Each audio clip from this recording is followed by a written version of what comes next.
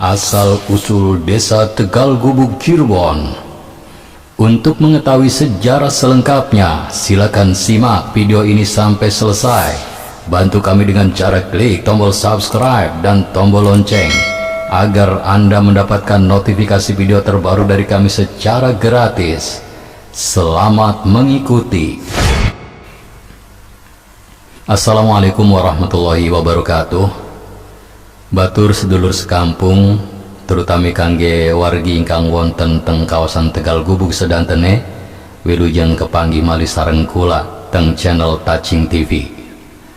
Berdasarkan kronologi sejarah bahwa terbentuknya Desa Tegal Gubuk tidak lepas dari perjalanan sejarah masa lampau. Terbukti dari pendiri Desa Tegal Gubuk, yaitu seorang pengawal Kanjeng Syekh Syarif Hidayatullah atau yang terkenal dengan nama Sunan Gunung Jati, adalah salah seorang wali kutub dari Wali Songo. Seorang wali tersebut bernama Syekh Muhyiddin Waliullah atau Syekh Abdurrahman atau Ingsinga Sayah Sayuda, yang lebih dikenal dengan Ki Suro atau Ki Suropati, Ki Gede Suro. Batur sedulur sekampung, setelah perang besar antar kerajaan Telaga, nama sebuah kerajaan kecil sebelah barat daya Cirebon, Cikicing Majalengka Cirebon, dan Galuh, Raja Galuh, bekas pusat kerajaan Pajajaran Jatiwangi Majalengka Cirebon, melawan Kesultanan Cirebon. Kerajaan Talaga dan Galuh dapat ditaklukkan. Akhirnya masyarakat Talaga memeluk agama Islam. Kemudian Syekh Sunan Gunung Jati dalam penyiaran agama Islam di negeri Talaga dan Galuh mengutus beberapa orang penggeden atau pembesar yang memiliki banyak ilmu dan kesaktian tinggi untuk memberikan pengawasan terhadap bekas taklukan Kesultanan Cirebon, karena masih ada bekas pepati atau adipati yang tidak suka dengan agama Islam. Kemudian di antara para penggeden atau pembesar yang diutus itu adalah Ki Suro, seorang penggeden atau pembesar yang terkenal sakti mandraguna, berasal dari negeri Arab. Sumber lain mengatakan dari Mesir atau Baghdad, yang nama aslinya yaitu Syekh Muhyiddin Waliullah. Sedangkan dalam sumber lain mengatakan Syekh Abdurrahman, yang sudah 2 tahun tinggal di kota Cirebon sebagai santri atau murid Sunan Gunung Jati. Lalu setelah dianggap cukup ilmunya oleh Syekh Syarif Hidayatullah, ia diutusnya untuk membantu menyebarkan agama Islam ke seluruh pelosok penduduk Jawa Barat. Dalam perjalanan penyebaran agama Islam, banyak mendapat tanggapan baik dari rakyat. Namun tidak jarang rintangan yang dihadapinya.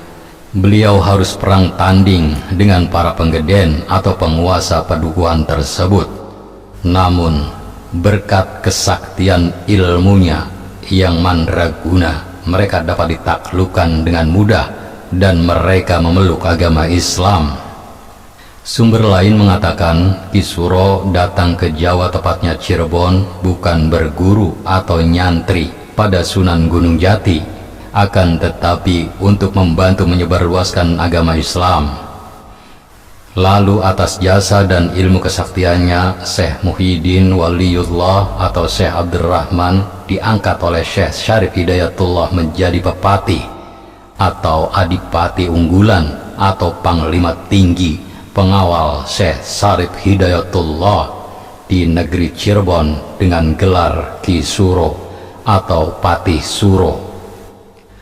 Setelah diberi gelar Ki Suro, Syekh Syarif Hidayatullah memerintahkan Ki Suro bertandang ke Pondok Ki Pancawala, seorang pembesar kerajaan Talaga, untuk membawakan kitab suci Al-Quran yang berjumlah banyak sebagai pedoman di negeri Talaga dan Galuh. Namun di tengah perjalanan menuju negeri Talaga, menemui adegan sayembara merebutkan seorang putri cantik jelita. Barang siapa yang mampu mengalahkan Ki Wadaksi, seorang pembesar kerajaan Talaga, akan dijodohkan atau dikawinkan dengan putrinya yang bernama Nyimas Wedara. Lalu Ki Suro ikut sayembara untuk mengetahui ilmu Ki Wadaksi. Akhirnya Ki Wadaksi dapat dikalahkan dan kemudian memeluk agama Islam bersama murid-muridnya. Setelah sayembara selesai, putri Ki Wadaksi diserahkan kepada Raden Palayasa yang sebelumnya saling mencintai. Kemudian Ki Suro dibawa oleh Ki Pancawala di pondoknya dan dijamunya dengan jamuan istimewa. Dengan senang hati Ki Pancawala didatangi Ki Suro, namun dalam jamuan istimewa itu Ki Suro terpesona melihat putri Ki Pancawala yang bernama Nyimas Ratu Antrawulan. Dalam hati Ki Suro punya keinginan menjadikan pendamping hidupnya. Namun sebelum Ki Suro mengatakan keinginan hatinya untuk meminang Nyai Mas Ratu Antrawulan, bapaknya Nyimas Ratu Antrawulan yaitu Ki Pancawala sudah mengetahui bahwa putrinya akan diserahkan kepada Sunan Gunung Jati yang diharapkan menjadi istrinya, dan meminta Ki Suro bersedia mengantarkannya ke Keraton Cirebon. Dalam menempuh sebuah perjalanan panjang, naik gunung, turun gunung, masuk hutan, keluar hutan, dari negeri Talaga menuju Keraton Cirebon, Ki Suro yang mengiringi Nyimas Ratu Antrawulan. Kemudian Ki Suro dan Nyimas Ratu Antrawulan beristirahat, menghilangkan rasa letih di sebuah gubuk kecil di tengah-tengah hutan belantara. Kemudian setelah selesai istirahat, beliau melanjutkan kembali perjalanan menuju Keraton Cirebon. Namun sebelum Ki Suro melanjutkan perjalanan, tiba-tiba dikejutkan dengan kedatangan Nyimas Rara Anten yang meminta Nyimas Ratu Antrawulan untuk dijodohkan dengan putranya. Kemudian terjadilah perang tanding yang seru, namun akhirnya Nyimas Rara Anten dapat dikalahkan. Kemudian perjalanan dilanjutkan kembali.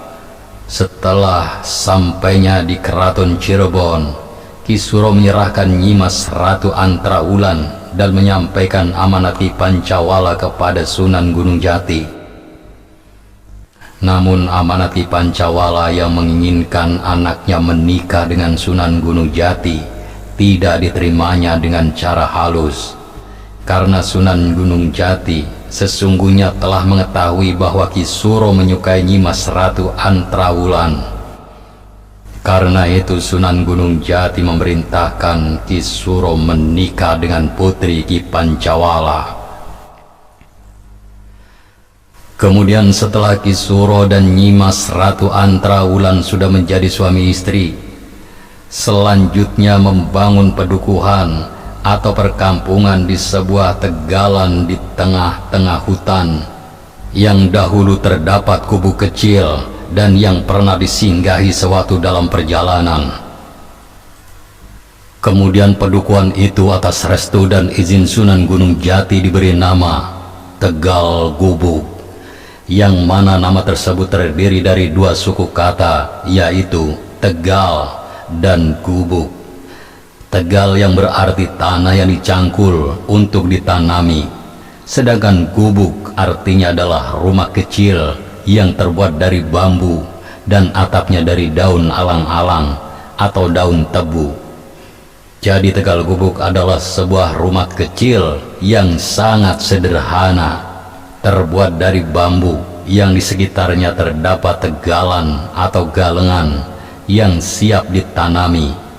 Peristiwa terbentuknya nama Tegal Gubuk ini terjadi sekitar tahun 1489, sekitar akhir abad ke-15, pada saat Kesultanan Cirebon dipimpin oleh Kanjeng Syekh Syarif Hidayatullah atau yang terkenal dengan nama Sunan Gunung Jati Cirebon, yang merupakan salah satu wali dari Wali Songo yang dituakan ilmunya oleh rekan-rekannya. Setelah terbentuk sebuah nama pedukuhan atau perkampungan Tegal Gubuk, kemudian Ki Suro melanjutkan misinya untuk menyebarkan agama Islam di kampung tersebut. Terbukti dengan pesatnya agama Islam yang disebarkannya kepada masyarakat sekitar, yang ketika itu masih mempercayai atau menganut agama nenek moyangnya, yaitu animisme, aliran atau kepercayaan terhadap roh, dan dinamisme, sebuah aliran atau kepercayaan terhadap benda, dan Hindu, Buddha. Situs Ki Gede Suropati sampai sekarang banyak dikunjungi orang dari berbagai penjuru. Lokasinya terletak di Desa Tegal Gubuk, Kecamatan Arjawinangun, Kabupaten Cirebon. Batur sedulur sekampung, demikian sejarah asal-usul Desa Tegal Gubuk, Arjawinangun, Cirebon yang bisa saya paparkan. Saya yakin Anda memiliki pendapat yang berbeda. Oleh karena itu, jika ada perbedaan atau ingin melengkapi sejarah ini, silakan tulis di kolom komentar dengan bijak. Mohon maaf jika ada kekeliruan dalam penyebutan nama toko atau tempat. Terima kasih telah menonton video ini sampai selesai. Jangan lupa klik tombol subscribe, like, komen, dan share seake-akehe. Ingat, tetap maduluran, aja pada tukaran.